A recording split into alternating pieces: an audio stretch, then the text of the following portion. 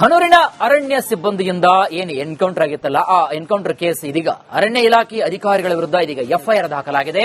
ಮೃತಪಟ್ಟಂತಹ Anthony ಅವರ ಪತ್ನಿ ಲೂರ್ದಾ ಮೇರಿ ದೂರಿನ ಅನ್ವಯ ಎಫ್ಐಆರ್ ಅನ್ನ ದಾಖಲಿಸಲಾಗಿದೆ. ಚಾಮರಾಜನಗರದ ಹನೂರು ಠಾಣೆಯಲ್ಲಿ ಕುರಿತು ಕಂಪ್ಲೇಂಟ್ ಕೂಡ ದಾಖಲಾಗಿದೆ. ಅಧಿಕಾರಿಗಳ ಹೆಸರು ನಮೂದಿಸಿದೆ. ಕೇಸ್ ಕೂಡ ದಾಖಲಾಗಿದೆ. ನೋಡಿ, ಬಿಎನ್ಎಸ್ ಭಾರತೀಯ ನ್ಯಾಯ ಸಂಹಿತೆ ಸೆಕ್ಷನ್ 103 ಸಬ್ಕ್ಲಾಸ್ 1 ಇದರ ಅಡಿಯಲ್ಲಿ ಕೊಲೆ ಕೇಸ್ ದಾಖಲಾಗಿದೆ. ಹನೂರಿನಲ್ಲಿ ನಡೆದಿರತಕ್ಕಂತಹ ಎನ್ಕೌಂಟರ್ ವಿಚಾರಕ್ಕೆ ಸಂಬಂಧಪಟ್ಟಂತೆ ಅರಣ್ಯ ಸಿಬ್ಬಂದಿಯಿಂದ ಎನ್ಕೌಂಟರ್ ಕೇಸ್ ನಡೆದಿತ್ತಲ್ಲ, ಆ ವಿಚಾರಕ್ಕೆ ಸಂಬಂಧಪಟ್ಟಂತೆ ಸ್ಥಳೀಯರು ಕೂಡ ಅಲ್ಲಿ ಪ್ರತಿಭಟನೆ ನಡೆಸ್ತಾ ಇದ್ದಾರೆ.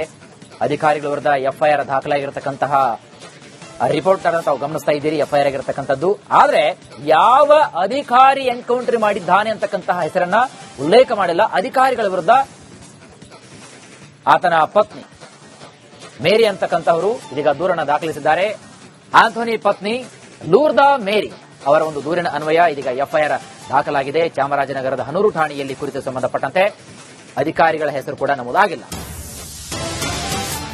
ಎಸಿನೋ ಕೊಲೆ ಕೇಸ್ ದಾಖಲಾದ ಬಳಿಕ ಪ್ರತಿಭಟನೆ ವಾಪಸ್ಸನ್ನ ಪಡೆದುಕೊಳ್ಳಲಾಗಿದೆ. ಅರಣ್ಯ ಅಧಿಕಾರಿಗಳ ವಿರುದ್ಧ ಕ್ರಮಕ್ಕೆ ಆಗ್ರಹಿಸಿದ್ರು ಅಲ್ಲಿನ ಗ್ರಾಮಸ್ಥರು. ನಾಳೆ ಮತ್ತೆ ಹನೂರಿನಲ್ಲಿ ಪ್ರತಿಭಟನೆ ನಡೆಯುವ ಸಾಧ್ಯತೆ ಕೂಡ ಇದೆ.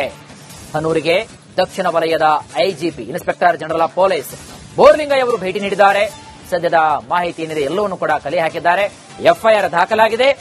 ಯಾವ ಅಧಿಕಾರಿ ಕಾನೂನನ್ನ ಕೈಗೆ ತೆಗೆದುಕೊಂಡು ಕಾನೂನನ್ನ ಮಿಸ್ಯೂಸ್ ಮಾಡಿಕೊಂಡಿದ್ದಾರೋ ಅಂತವರ ವಿರುದ್ಧ ನಿರ್ದಾಕ್ಷಿಣ್ಯವಾಗಿ ಕಠಿಣ ಕ್ರಮವನ್ನು ತೆಗೆದುಕೊಳ್ಳುವಂತಹ ಹಿನ್ನೆಲೆಯಲ್ಲಿ ಕೂಡ ಮಾಹಿತಿ ಇದೆ. ಆ ನಿಟ್ಟಿನಲ್ಲಿ ಸದ್ಯದ ಮಟ್ಟಿಗೆ ಒಂದು ಪ್ರತಿಭಟನೆಯನ್ನ ಸ್ಥಗಿತಗೊಳಿಸಿದ್ದಾರೆ.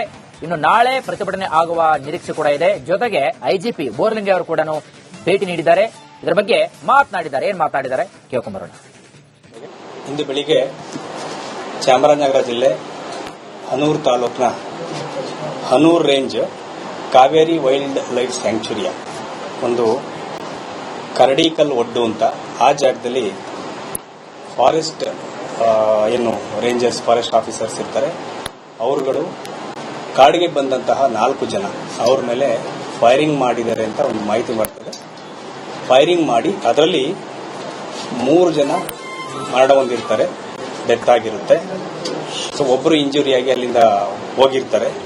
ತಕ್ಷಣ ಅವರು ಇನ್ನು ಜೀವ ಇದ್ರೆ ಉಳಿಸಬಹುದು ಅಂತ ಹೇಳ್ಕೊಂಡು ಫಾರೆಸ್ಟ್ನವರು ಕೊಳ್ಳೇಗಾಲ ಆಸ್ಪತ್ರೆಗೆ ಕರ್ಕೊಂಡು ಬಂದಿರ್ತಾರೆ ಅರ್ಲಿ ಮಾರ್ನಿಂಗ್. ಅವ್ರು ಹೇಳೋ ಪ್ರಕಾರ ಅಪ್ರಾಕ್ಸಿಮೇಟ್ಲಿ ಅರೌಂಡ್ ಬೆಳಿಗ್ಗೆ 5 ಗಂಟೆ ಸುಮಾರಿಗೆ ಈ ಘಟನೆ ಆಗಿರಬಹುದು. ಸೊ ಅದರಲ್ಲಿ ಏನು ಮರಣ ಹೊಂದಿದ್ದಾರೆ, ಡೆತ್ ಆಗಿರುವಂತವರು ಶ್ರೀಮತಿ ಮೇರಿ ಅಂತ ಹೇಳ್ಬಿಟ್ಟು ಒಂದು ಕಂಪ್ಲೇಂಟ್ ನ ಕೊಡ್ತಾರೆ. ಅವರ ವರ್ಷನ್ ಪ್ರಕಾರ ಈ 4 ಜನ ದನ ಏನು ಮಿಸ್ಸಿಂಗ್ ಆಗಿರ್ತದೆ, ಬಂದಿರೋದಿಲ್ಲ. ಅದನ್ನ ಹುಡುಕೊಳ್ಳಿಕ್ಕೆ ಫಾರೆಸ್ಟ್ ಹೋದಾಗ ಅಲ್ಲೆಲ್ಲ ರೆಸ್ಟ್ ಮಾಡಬೇಕಾದ್ರೆ ಫಾರೆಸ್ಟ್ನವರು ಫೈರಿಂಗ್ ಮಾಡಿದ್ದಾರೆ ಅಂತ ಹೇಳ್ಕೊಂಡು ಅವರು ಕಂಪ್ಲೇಂಟ್ ನ ಕೊಟ್ಟಿದ್ದಾರೆ. ಅದರ ಪ್ರಕಾರ ಒಂದು ಎಫ್ಐಆರ್ ನ ದಾಖಲಿಸಿಕೊಂಡು ಮರ್ಡರ್ ಪ್ರಕರಣ ದಾಖಲಿಸಿಕೊಂಡು ತನಿಖೆಯನ್ನ ಶುರು ಮಾಡಲಾಗಿದೆ.